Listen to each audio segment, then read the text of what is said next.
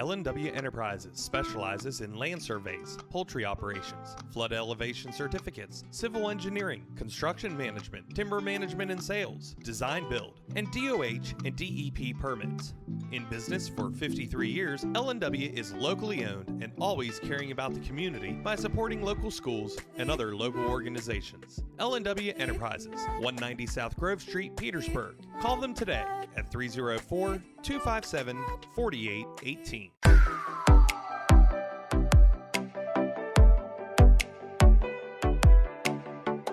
Welcome everyone to another episode of Explore. Today I am super excited to have three guests in the studio, our biggest panel ever. I am J.R. Murray, your host, and so let's introduce everyone.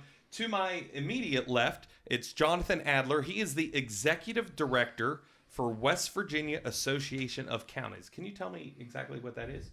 We represent the elected county officials in the courthouses, so all the six elected officials, so your sheriffs, your commissioners, county clerk, circuit clerk, assessor, and prosecutor. Got them all real quick. And their staffs, and we're kind of I guess you could call us the trade association in a way, because we offer some training and just provide information. But mainly my job is to represent them at the State House and go up against these two guys, on issues. And a lot of times it's good, it's friendly. And before I finish, I do want to say, too, to these two gentlemen, Senator Smith and Delegate Hott, I consider them both friends of the counties. And I've called Senator Smith my favorite senator because he really has been very helpful to counties and want to make sure that we have more revenues, because he realizes the importance we've had over the years. And Delegate Hott, too, last year we had an issue in Tucker County, very helpful, immediately, door open, wanted to get with the commissioners in Tucker County on the issue they had, and I just can't say enough about it. So I consider these two gentlemen friends of the counties, my friends, and so I think we'll have a good discussion today, but I think we'll keep it friendly because, we're all sincere about this. Okay, and we are going to do probing questions on both sides, so that's great. And then to your left is Senator Randy Smith, and what is your area that you cover?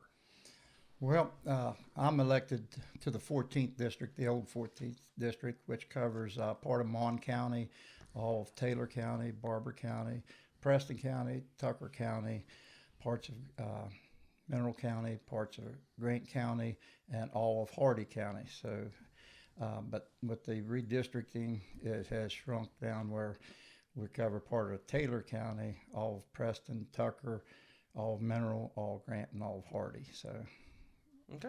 Instead of my district getting smaller, honestly, it's got bigger because, of course, I'm serving all of Grant and Mineral County now, where before it was just part of it. But okay. So it's a big district. I have more turkey and deer in my district than I do people.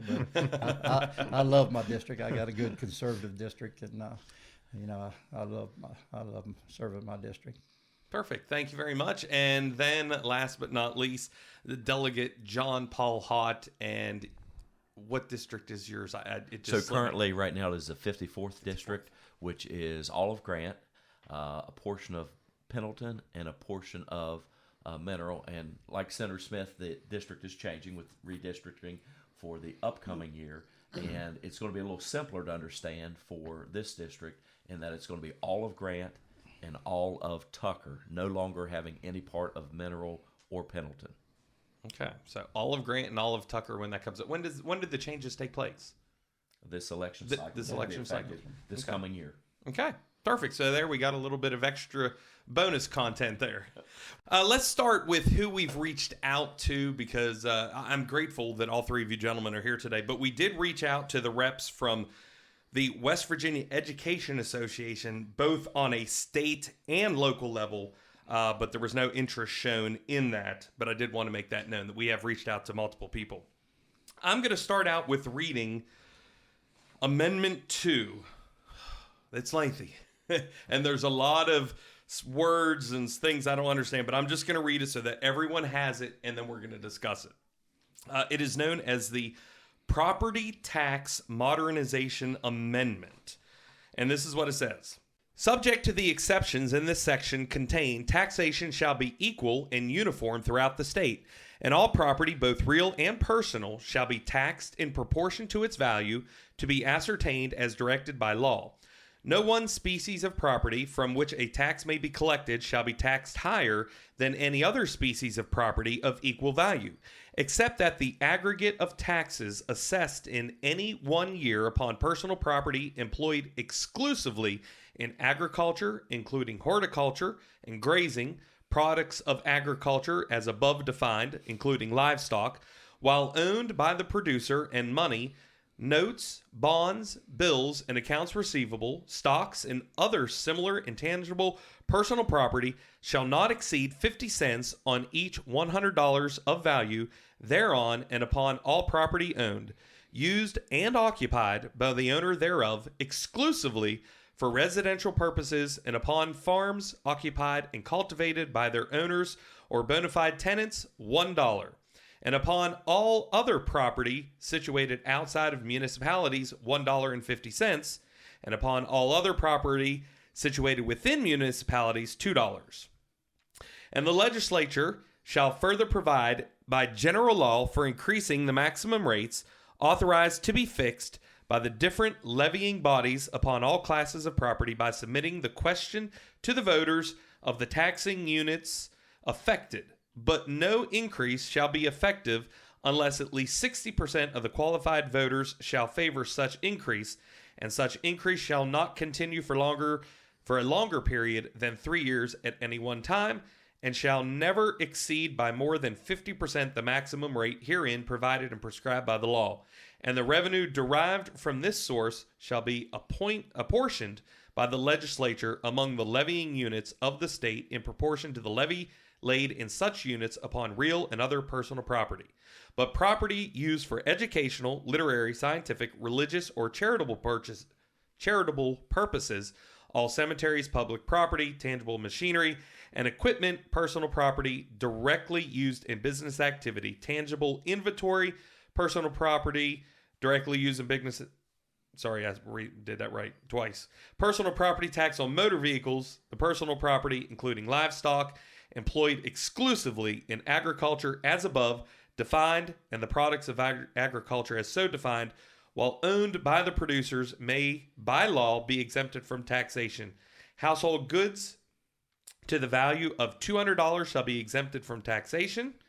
And that is the end of the first sentence. Not the first paragraph, first sentence. I love that.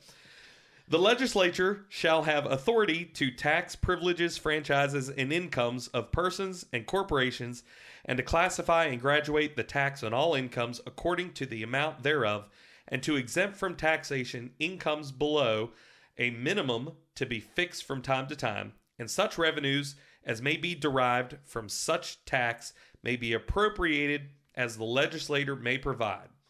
After the year 1933, the rate of the state tax upon property shall not exceed 1 cent upon the $100 valuation, except to pay the principal and interest of bonded indebtedness of the state now existing. My God, what does that mean exactly? Who wants to open it up? Well, I think, Senator, if you want to do that, I think what's going to help everybody to read exactly what's going to be on the ballot. You know, maybe if you have that copy there, I don't have the wording in front of me. Maybe somebody wants to read actually what's on the ballot that you're going to vote on. I didn't bring that copy with me. We'll see if we have that. I was trying to find that myself, and I didn't have it right away. But I have it, but I don't have if I have it with me. But that, honestly, was one of the longest sentences I have ever read in my life.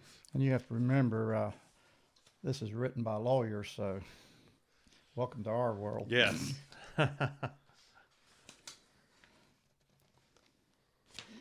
No, I don't have it. Okay. I can kind of summarize it in a nutshell, and then you all can correct me if I'm wrong. What it sounds like in a nutshell: business machinery and equipment, inventory, and personal vehicles would possibly no longer be taxed. And I say possibly because this amendment is just to vote that you could possibly do it, not to do it. Is that correct? That's correct. That is correct. Okay. So, first question. What are the benefits of it? What are some of the pros of this? Well, Lower taxes, of course. I mean, everybody wants lower taxes. One of the biggest concerns I've had since being elected, even clear back when I was elected to the House, was the vehicle tax. They feel it's unfair because you pay your sales tax on it, and then it's just like you never own your vehicle. You're just paying tax on it every year after year. That's the average citizen in the state. And the other part is businesses. We're one of the few states that has the tax on, the business inventory. I think there's like 5, in the whole state. And it really deters us when we are trying to recruit businesses, especially manufacturers. The Manufacturers Association has came out all in favor of this because it gives them the tool to recruit. And the way it's set up now, the state has kind of found a way to go around it with these new businesses because they offer them other tax breaks that will kind of override their business and inventory tax. I mean, they still have to pay it, but they're getting tax breaks in other areas, whether it's real estate or whatever. But your business that's already located here and your smaller businesses, they don't get that. They still have to pay your inventory tax. So it's kind of, the state has kind of even turned it into an unfair tax because all these new big companies that are coming in are getting all these tax breaks that our existing companies don't get and your mom and pop shops don't get.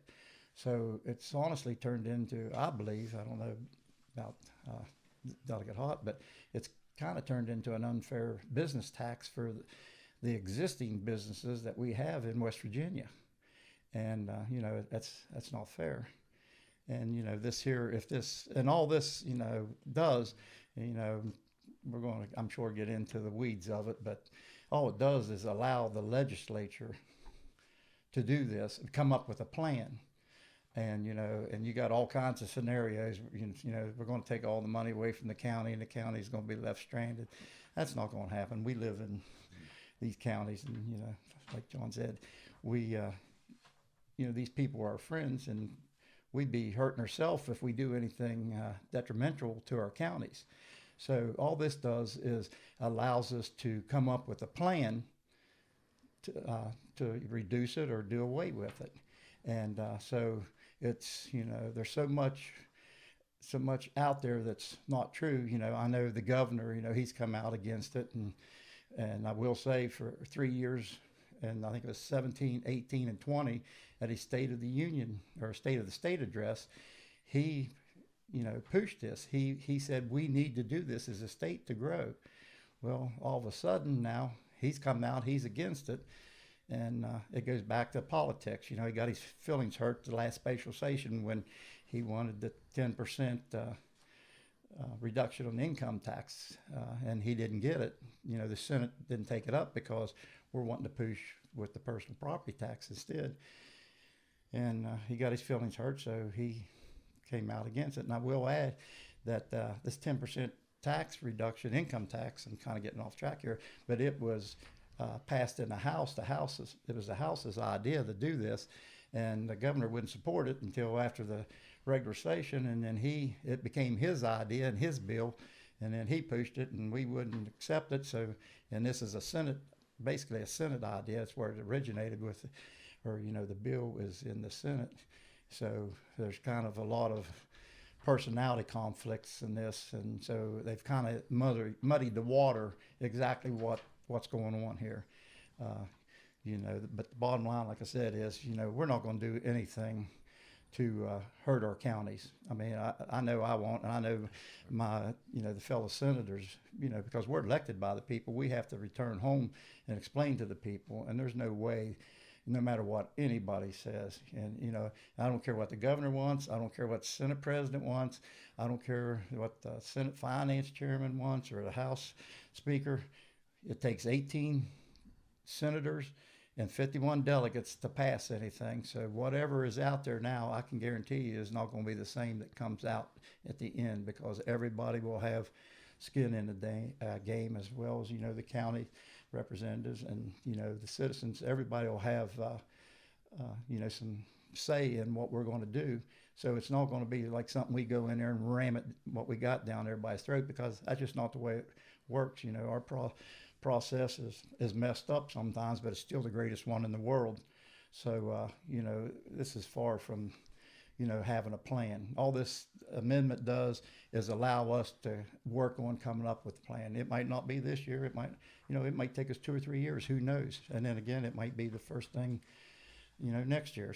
So a question for the voters, as a voter myself, do you think it would be easier to pass this amendment if we saw a detailed plan first of what you were actually going to do and how you were going to, and we're going to get into some of the numbers, but do you think that if you had a detailed plan to, because like now we're saying we're going to make a plan, but just give us the power to do it and then come up with the plan? Do I think it would be easier? Nothing's ever easy in politics. And no matter what plan you come up with, you're going to have the pros and cons. Some people's going to be against it no matter what. And if we had a detailed plan, this is the final plan, this is what you're voting on, it wouldn't make any difference. We'd still be debating this issue. And if you use voting on a plan, that plan is final. It can't be changed, unless you go back in and amend it or whatever. So I don't think it would make any difference, because to be honest with you, the legislature, this here could pass or fail, and the legislature right now has power. We can go and come up with a tax bill and tax someplace else. We have that power now, but we don't do it because we represent the people and we're held accountable for that. So to me, this is why it's kind of hard for me to understand, because I can't understand, this it just puts us on line with everything else, because as legislators, we make the laws and we have, we're held accountable for that. And, the citizens and, the organizations are part of that. If we come up with a bill and they don't like it, they come out and they lobby against it. They come to me, John, all the members, and say, we can't accept this, whatever. And that's how you work out legislation. You work it through the process, and it's got to go through the committees on the House, and then come to the Senate, go through the committees on the Senate, voted on the House, voted on, and then pass the governor. So it's a lengthy process. So like I said, all this does is, now it doesn't allow us to, it allows us to raise the taxes. This allows us to lower them if we can come up with a plan. So if we had a steadfast plan, I don't think it would still be controversial. And you wouldn't have the opportunity to, because when we go into this, if this passes and we go in and start on a plan, everybody's going to have their fingers in it. The House is going to have a plan, the Senate's going to have a plan, the governor's going to have a plan. All the organizations is going to want this or don't want this, whatever, and it'll be a lengthy process of working it out to come up with something that we can, that both bodies and the governor can agree on. JR, yeah, thank you. I'm an idealist, and I think from the county standpoint, we feel like if there was a plan ahead of time, that would be much better for everybody. If we all had a plan that we saw, that we all could agree to, all stakeholders involved, that we could agree to, then we could tell the people of West Virginia, we're all on board. We want to see this change. We're for this. Right now, that's not the case. There really isn't a plan. There's not an agreement between the House and Senate as to how this is going to work, and understandably, because it's huge. It's huge. So the people really don't know what all entails, what's jeopardized by supporting this. I think the only two arguments I hear in support are, you're going to get your car tax, and you're going to cut taxes that are job killers, and both of those can be refuted. One, because they can't guarantee yet for sure. They want to, and I've told folks, you'd be crazy not to go ahead and give people their car tax, but if it comes down to when you make those cuts and the state of the economy, that may not be possible to do that right away. So that's one thing. Another thing is with job killing taxes. I think in this past year alone, we may have seen a record number of jobs announcements in West Virginia, manufacturing jobs that are coming. Just one last week in Jackson County. That's a manufacturing job. They're coming here despite the fact these taxes exist that they call job killing. So that right there tells you that's just not a true argument to use. I'm sympathetic and we support business growth, absolutely. But we have to do it in a way that's not going to be detrimental to the counties and the services. I've been going around the state. I've talked to courthouses, meetings with county officials and the various entities that the counties fund. And, you're talking about volunteer fire departments. You're talking about EMS. You're talking about senior centers and nutrition programs. All these things that county commissions fund with their discretionary funding, which potentially can go away now if this passes, because we're talking about $600 million at least, which I want to commend the Senate again. Senator Tarr wanted us to work on earlier this year to compile the numbers together, which we did do to try to get like numbers with the state tax department. So it's around 550. I think you hear 570, you hear 600, but that's a lot of money for the counties that they're going to be giving up. And I don't have it in front of me, but when you read the what's going to be on the ballot, the opening sentence is to give the legislature the authority. Well, right there that says, okay, the counties, the people, taxpayers are giving their authority of what they have right now as far as tax law. They're giving that authority. They've given that constitutional protection up to the legislature to make these changes. Now, if we'd have had a plan ahead of time where everybody could agree on it, we could go forward on that and say, okay, and I believe them. I'm not saying I don't believe them when they say they're going to backfill us, because I believe they will. These two gentlemen I know they're good at their word. They'll do that. They'll work to make sure we're whole in Grant County and everywhere else. But they're not going to be around forever. So a promise is a promise, only to the people that are there at the time. And it's going to change in a few years. You'll have more new members. Just yesterday or the day before, the State Chamber of Commerce ran an editorial in the paper in the Charleston Gazette. Talked about Ohio, used Ohio as an example of how they were losing manufacturing jobs. And when they made the changes, I think back in 2005, all of a sudden the numbers started to reverse and they started getting more manufacturing jobs. Well, he forgot to mention that editorial. One, the General Assembly in Ohio gave the people a plan. They saw a plan ahead of time to vote for. So they had an actual plan that was agreed to by the Assembly fully that they put before the people.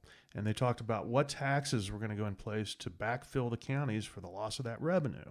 Okay, so it passed, and it was based on a promise. Okay, 8 years later in 2013, states said, we're having a tough time right now. We're going to have to kind of take back some of those monies out of those taxes we're now giving the counties. Sorry, you're not going to get 100% of those revenues. We're going to have to take a little bit back. So it doesn't work fully, as they would have liked over there. But that just says, when you're dealing with general revenue accounts, which is what this is going to do, counties are going to be competing with every entity, state agency. Plus, I just mentioned the volunteer fire departments. Every county's got volunteer fire departments. They've got senior centers, all these things that we're going to have to go to Charleston now and get those money. Those groups are going to have to go there instead of coming to the county commission for that discretionary funding. So, I mean, it's huge. There's just so many questions. And so that's where we come in and why we're worried. We're scared. We don't know what taxes they're going to have to increase. We're scared. We've always said for years now that property taxes will increase.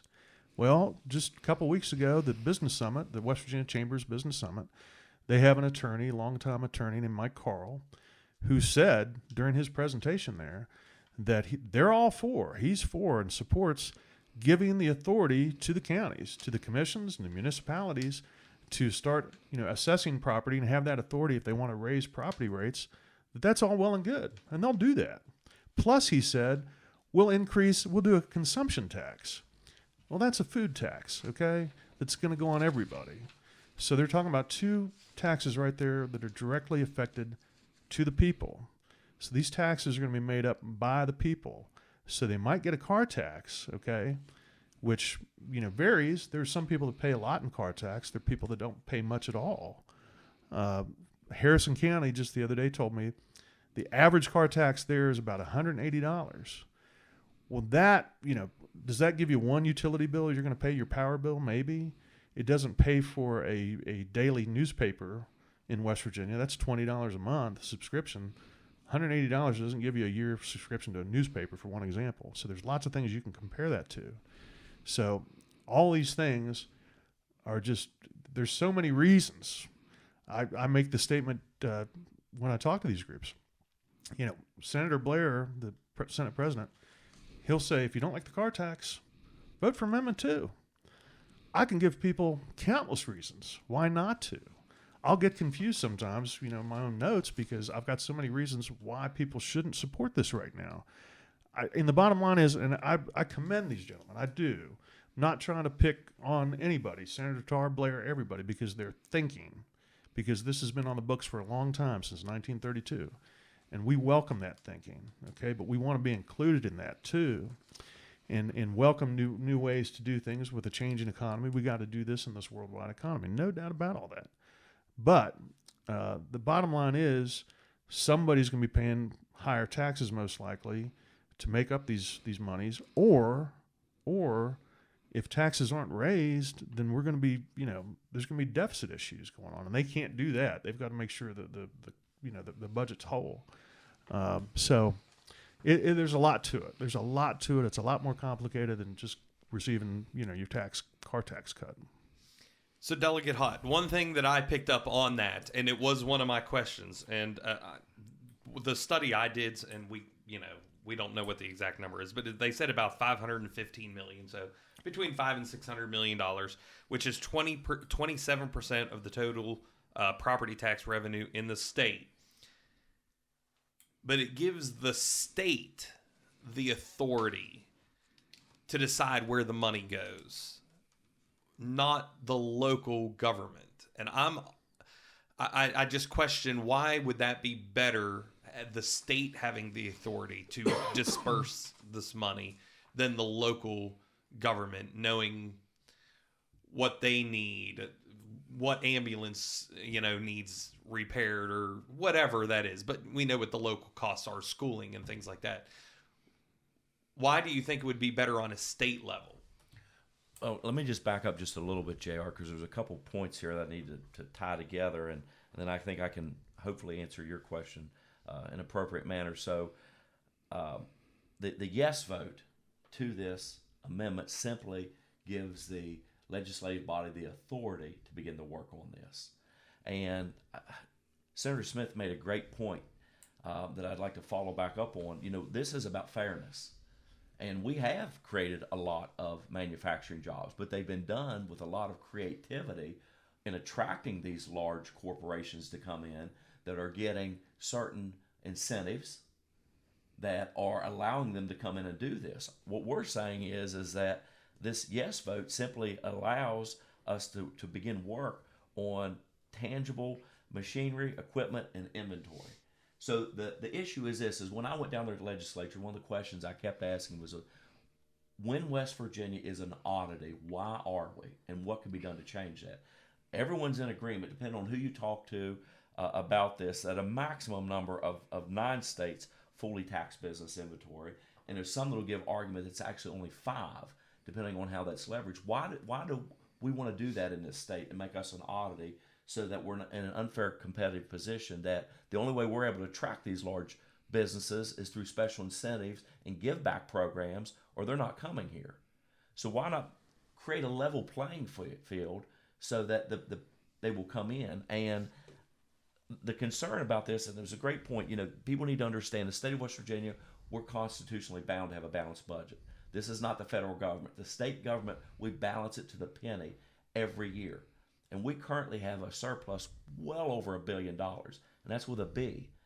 So at what point do we stop stockpiling money and say, it's time that we give business opportunities to the people who are already here invested, as well as those who want to come in?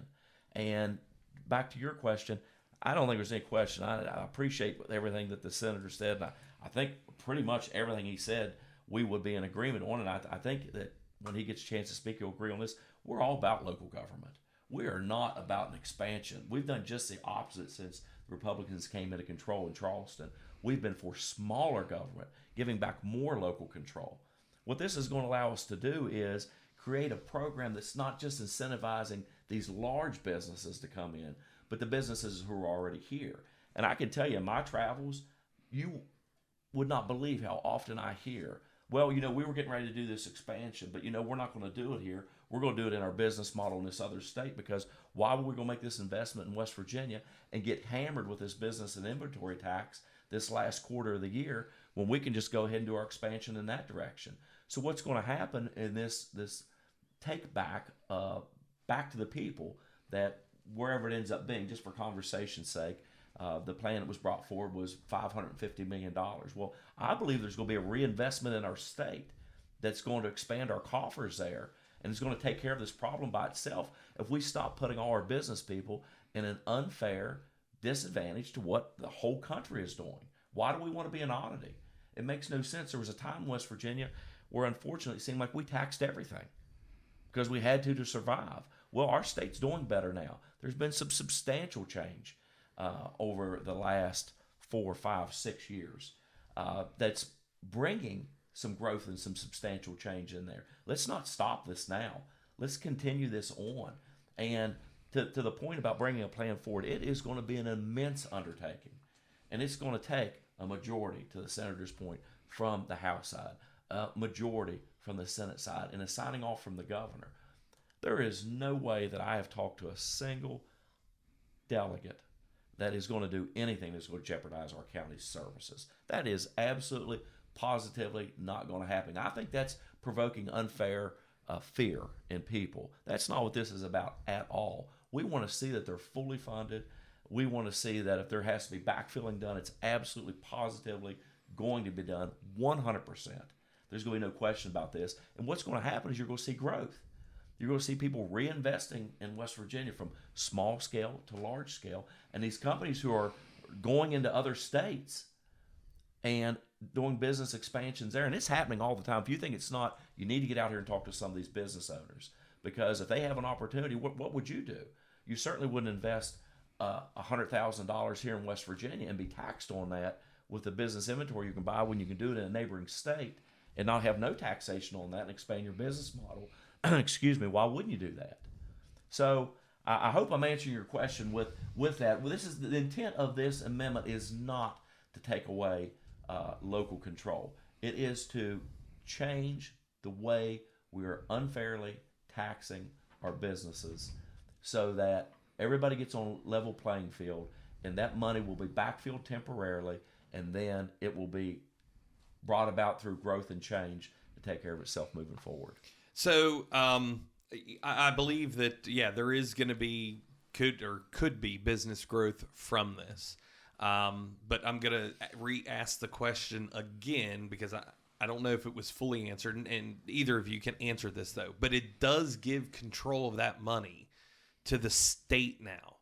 Wouldn't it be better to say, hey, listen, whatever you took in taxes before, the state is just going to give that back to you for you to decide what is done with that money? And that would be one of the pushback questions, is it, even though it is helping or could possibly help, because we don't know, but let's say for argument's sake it does help, but that still takes that control away from the local governments.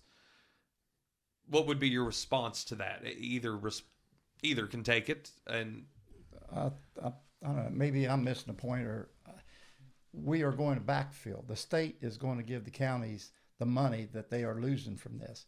So they get the same amount of money, and the one plan that they're kicking around, most counties get $1 million a year more than what they're receiving now. So they're still going to have full control over their budget and the money. Okay. All we're doing as a state is replacing the money that they're going to lose from this. And in most cases, more than what they're losing from this. So, and that's the one plan that is out there. Senator Tarr has a plan where most of especially your smaller counties, Grant, Mineral, Tucker, Hardy, Pocahontas, all them will receive $1 million a year more than what they're taking in. So the state is going to be responsible for that. And, and if you're hearing this, which I heard Jonathan, this is a Democrat. I was in the minority, and every time they had a bill, it was either if it was a good bill, it was going to help the senior citizens, the volunteer fire departments, the kids, the puppy dogs, everywhere. They get these points, that everybody's near and dear to their heart. We care about our senior citizens. We care about our schools, our volunteer fire departments.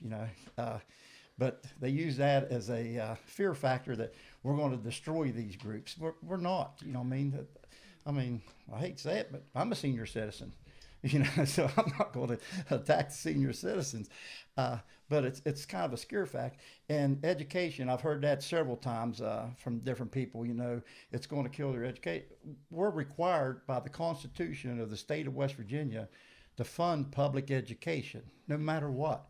If we wanted to defund education, we cannot do it because of the state constitution. We are required by law, by the state constitution, to fund public education. So, that argument there is null, because even if we wanted to, we couldn't do it. And we definitely don't want to. So education is not going to be defunded no matter what any of the, teachers union reps say, or anybody out there, whoever's trying to kill this, they use that. Education is going to be funded no matter what, because we're bound by the state constitution to fund public education. And like I said, to your question, we're giving the money to the counties that they're losing. So the state is, we're not. They're still going to be able. The counties are still going to do what they've always did. They will have full control over that money. Yeah. It's just we just give them the money to put in their budget to use.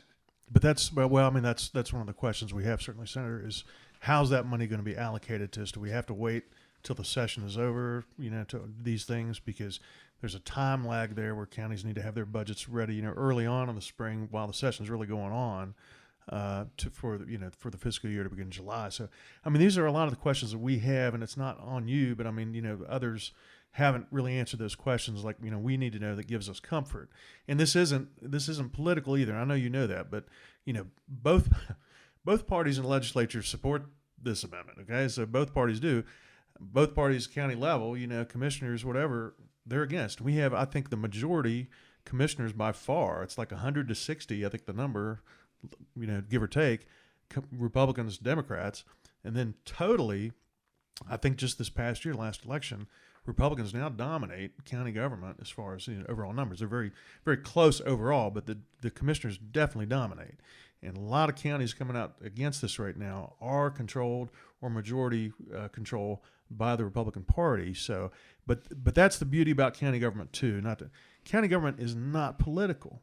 It's about solving problems, and they're very proud. They're very proud to be a member of the party they belong to, but they do not get political. It's about solving problems, is what it is. When I get with my group nationally, the execs around the country, we all crow about that, how great that is, that the people we represent, they don't get weed down in politics. It's about solving problems. And I've said to my folks, I said, we need to filter that kind of thinking up in legislatures and certainly Congress. Congress, what a mess. We've seen again, just how bad it is in Congress. They can't get anything done. We're getting things done in West Virginia, no doubt about it. But we want to ensure that it keeps happening, and I things get done at the county level, no doubt. So two points just to follow up on there. So the senator made a great point in that when you look at the most recent proposal, and it's out there for public record and viewing, it does show that every county right now in the state of West Virginia under that current plan would receive an additional $1 million in funding beyond what they currently have in their coffers. And that's at their discretion for complete discretionary spending and control. And I do agree that this isn't going to be easy. Okay, this is going to take a lot of work, but sometimes it takes hard work to get a good result. And I see this dedicated group to do this. And the other point that Jonathan had made, it's important to note that everybody understands when this came through the House, it comes as a joint resolution, okay? And it was labeled as HJR3. The House voted 84 yay with just 16 nay, bipartisan, said that this is a good idea to get this amendment on the ballot. And when it went over to the Senate side, it was 29 yay and 5 nay. I mean, that's really unusual to see this kind of resounding support to say, get this on the ballot. Let the people have an opportunity to vote and vote yes so that we can get to work and do what needs to be done. So this is not Republican, Democrat. This was a bipartisan issue. I mean, it's usually supported. The votes are public. You can go back in and pull up the roll call and look at what I've just said and check to see, fact check it. So we've gotten off in the weeds in some of this, and there's a lot of disinformation and misinformation out there in the public sector about how the counties are going to face, destruction and devastation. That is not our intent at all. The plan that's under proposal right now well exceeds our current funding. We want we need the counties to be whole, because to the senator's point, if it's not, and there's a problem with education, for example, we're the ones who have to solve it. That's not something we want to we want to get that money to the local authorities and let them disseminate the money. Now, in Greene County, we just passed a school levy. And I'm sure other counties have them also. Is that money accounted for in this? Would it be accounted for in this plan also? That's totally different. I mean, that's a whole different issue. That does not affect. Completely separate. I understand so school levy, like if we pass the school levy, that does not come under this at all. Well, there's a question about. I think we did include levy numbers in the 550. The 515 that I think that was included in there. But there's still a question about that, about maintaining that funding, as well as excess levies for fire. One thing we didn't talk about too. You talk about lack of unity or whatever. The business community is not all in on this. Developers, just a couple developers I talked to. One in Morgantown and Wheeling last week. The city manager of Wheeling told me that they're looking at about $4 or $5 million loss right now potentially for their TIF funding. They've got a project up there in Wheeling. A TIF is tax increment financing. It's been around for several years now. It's how developers use the bonding issue for sales taxes, the receipts from sales taxes, to pay off the bonds. This has not been included in this plan.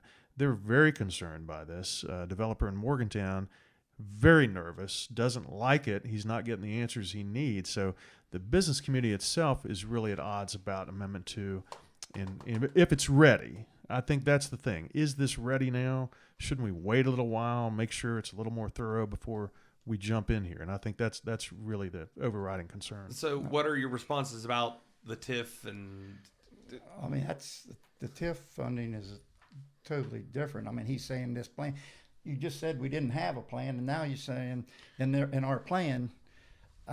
I don't know. You got well, I'm saying there's no plan. There really is no plan. In the plan, it's going to hurt the well, TIF as far as the district. numbers, we're talking about the numbers that we crunched. That's all the plan we have is just the numbers that are conceivably at issue. So when I say plan, it's the amount of money I'm talking about. But the TIF funding has nothing to do with your business and inventory tax and personal property tax. I mean, that's a whole separate issue. Completely separate. I mean, it's We totally don't wanna- we separate. don't I don't know start- how TIF got drug into this because that's totally We're starting to different. commingle some things that have no effect. you no know what I mean? effect whatsoever. That's no effect. These developers would beg to differ. They would beg to differ. I can tell you, every business person, small, medium, large, that I've talked to are elated about this opportunity. Well, they're excited about we this. can all, because like even around here, some people are for, some people against. I don't really need to go into who's for and who's against as much as let's work it out. So the TIF that you're saying, they're saying that that's involved or touches this tax somehow, or with this plan, it would be part of it. They or believe not? they believe it would be affected. No, Okay. they're not sure. Again, they're Okay. not sure. They don't know. And I want to point out these are developers, private businesses, developers that kind of live off of state programs. I mean, that's where they get their money. So they're going to be concerned no matter what, but it doesn't have anything. And I just want to, to talk about local. We passed the home rule bill. I don't know, it's been 5-6 years ago, which allows municipalities to add taxes or whatever, so there are avenues there. And Hardy, the governor's financial guru, is coming out, and he's against this, but wants us to come up with a bill to give the counties the right to put on a 1 or 2% tax. So, from what I can gather, the governor's answer to all this, instead of cutting taxes, is give the counties authority to raise the taxes on the taxpayers 1 or 2% more. I mean, that's what he said. Well, Mike Carl said that 2 weeks ago at the business. Mike Carl himself said that, who's promoting So this amendment. So, yeah, I mean, we're he's on the trying business to- side saying that. It's not the governor, it's Mike Yeah. Carl. Well, is on the governor's one of his meetings that he's having, trying to defeat this. But I'm saying here we are trying to figure out a way to cut taxes for West Virginia citizens, and they're still trying to figure out ways to increase the taxes. You know what I mean? A lot of these counties don't want their taxes increased 2%. You know what I mean? They want a break. And we're trying to get them a break because we've got record revenue numbers, and we're trying to give some of that back. And what better way, you know, than doing this? One, you get to help promote business, and it helps the small business. That's what we're missing here. You know, you're talking about all these new businesses coming in, and that's how this is going to be funded, by growth. I mean, that's the main thing. We have to have growth to make this work. And we're seeing that growth with our big businesses. You know, your big corporations are coming in, but the state is giving them other incentives, but our small mom and pop shops, we're still choking them because we're not giving them anything. They can't expand. I'm one of because those. and you can't expand because it's too pricey. But somebody can come in from California, open up a business, create 1,000 jobs, and we're jumping through hoops to make that happen. But you want to hire 10, 15, 20 people in your area, your county, your city, or whatever. And we're saying, well, we'd like to help you, but we're helping the big guy. And it's not fair. I'm just saying, it's not fair. But back to the money issue real quick, though, with it costing approximately $500 million each year. So we have $1 billion surplus. In 2 years, that surplus is gone if there's not growth. Yeah, I think, isn't it a So what 5-year happens plan? at the end of 2 years? Well, listen, that's an important point to make. So I don't think we're being fiscally responsible in our duties as legislatures if we continue to just stockpile money. And I touched on that a little bit earlier. And I know we get a lot of this from I'll just say the other side of the aisle. Let's just wait. Wait till when? I mean, the time is now. I mean, we have had this surplus. So let's just say that we put this forward to your point. And you know, we don't have an inexhaustible reserve fund there, right? Yeah. So it's dollars and cents. So we're called into session every year, at the very least, for a regular session. So this is going to be revisited, and every bill that I've been a part of that has any size or stature, we're always tweaking it, right? We're going back in. We're trying to make it better. We're trying to fix it. We're trying to accomplish what our goal is, and this is going to be no different. It's important that we say that. So if we do this, it's not like once we do this, well, then it's locked in forever and ever, and we can never change anything. The legislature we're just looking for an opportunity to do what's right for our citizenry and for our constituents and for the business owners. And if we don't have the growth, which I think the Senator and I both agree we're going to have, because we're just right on the edge of a change in our state like maybe it's never seen. And we've been able to do this through a lot of creativity. So if we get a fair playing field and we get mom and pop businesses, and we'll put you and I into that boat as small employers, and we find a way to get benefit, to have growth, well, that's always been a backbone of our state.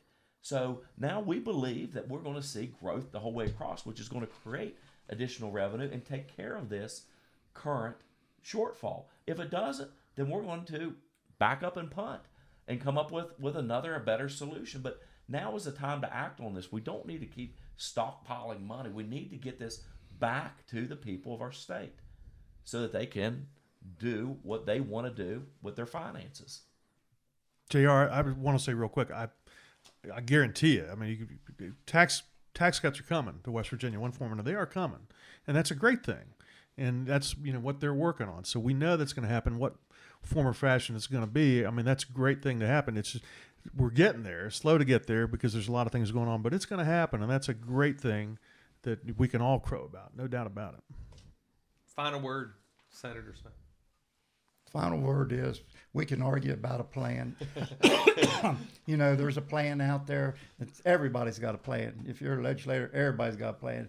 And, it might be with the final plan might be where the counties continue to bill, for the personal property tax or inventory tax, and then the, legislature refunds them, and then they refund the citizens. That could be a plan where if they don't have the funding, or, if it goes south and we don't have funding, then yeah, they would have to pay that. But if you get 4 or 5 years where you're not paying that, it's still a plus. I'm not saying that is a plan, but I'm just using that example.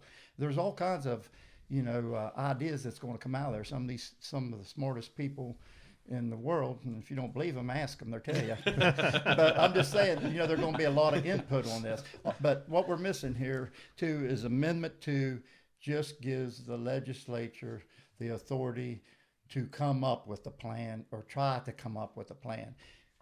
We might not be able to do it, you know what I mean? But I can guarantee you. So nothing would be changed until a bill was is passed. Okay. You know what I mean? That's important just to say so everyone knows. This is that first step, and thank you for making that point. This does not create any immediate change in our state. It simply allows us to roll up our sleeves, work with all these entities that we value so much and respect, and do what's going to be best for our people. And but then the question is, the next part is not voted on, though. If you come up with a plan, the people don't get to vote on that plan. No, you're all. But decision. they get the vote for us. Right. You know what I mean? That's the easiest way to lose yeah. But that's election. true for all legislation, Yes. right? All Yes. legislation is brought forth through the process. Like I said, legislature could go in Yeah. in January and come up with a 5% increase on your livestock or whatever. I mean, they've got the authority to do that Yes. now. But do they do it? No, because we're not for raising taxes, and we've been like that since the Republicans took over. If you remember, the first year the governor was elected, there was a $500 million tax increase he proposed, and we stuck to our guns and fought for a flat line budget. Do cuts instead of increases, and we won as a Republican legislature. Now, he wasn't very happy with us until next year when he became a Republican. Yeah. And he was one of us. Praise the Lord. But I'm just saying, that's something that's been left out too. We've had a flatline budget for the last 5 years, which means it hasn't increased, and that's why where a lot of our excess revenue is coming, is because we believe in cutting instead of increasing taxes. And I mean, honestly, that's the American way. And we're continue to do that. Now if the Democrats take over in 2 years, 3 years, 4 years, or whatever, it might be a different. Never. Well, I think it's going to be longer than that, but who knows? This crazy world we live in. But what I want to say is this just gives us an avenue, because right now we can come up with every plan we want, and it's not going to do any good. And you're not going to go into it wholeheartedly because you can't do anything about it. Everybody can have a plan. It's not going to do any good because you can't do anything with it. Where this gives us, and we might come up with the plan, and the leadership come up with a plan, and the members vote it down, and never sees the light of day. It happens all the time. I mean, it happens there's over 2,000 bills introduced in both houses every year, and between 200 and 300 is what makes it out. So it's a process. There's checks and balances in place.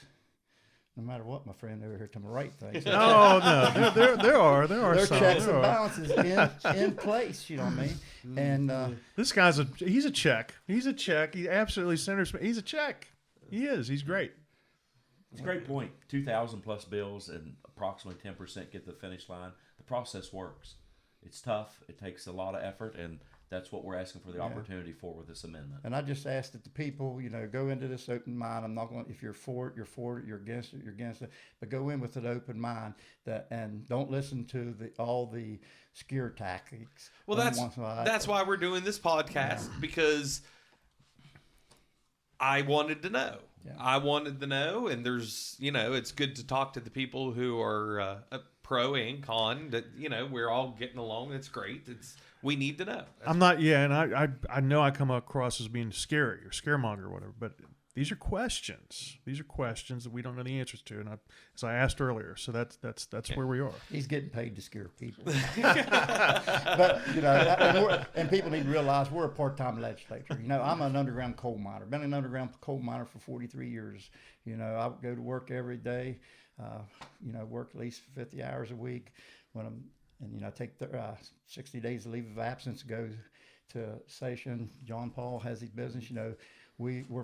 We're part of the community. We are the community, and we're not going to do anything to, and the whole legislature by far is like that. They have other lives. We have grandchildren living in the state. We have children.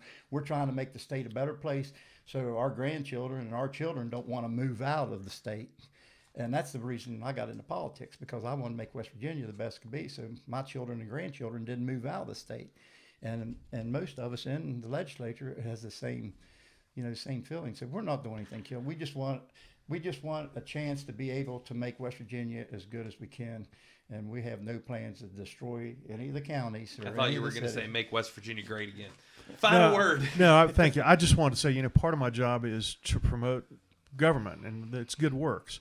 And these gentlemen do that, okay? And people love to bash government. It's an easy thing to do at every level, and certainly we see examples of why it gets that reputation. But I think if we all just kind of calm down, this is certainly a heated argument, but I said if we all just get back to the basics of what our jobs are as public servants, every level, is great. City, county, state, federal, they all do jobs. They're hard jobs. They're not easy to do. But they're citizen legislators here, and they're sincere about it. They're public servants, and they really are. They do a good job. They do a great job, and we're all in this together. So I just can't say enough about that. People need to, back off a little bit and hating all of us and really appreciate all the hard work we do. Okay. Thank you, gentlemen. Coming up, we are going to discuss in part 2 Amendment 4. That's coming up.